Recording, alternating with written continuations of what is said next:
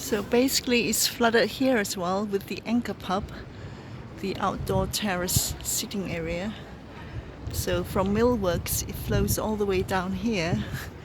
That's the Mill Pub and the Cambridge University Union House.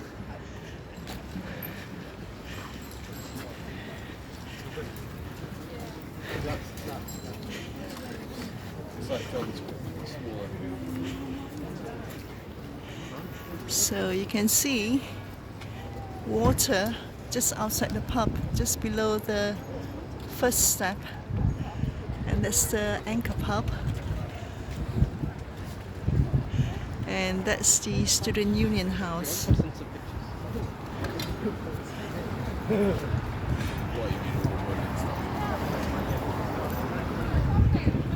Let's see the mathematical bridge.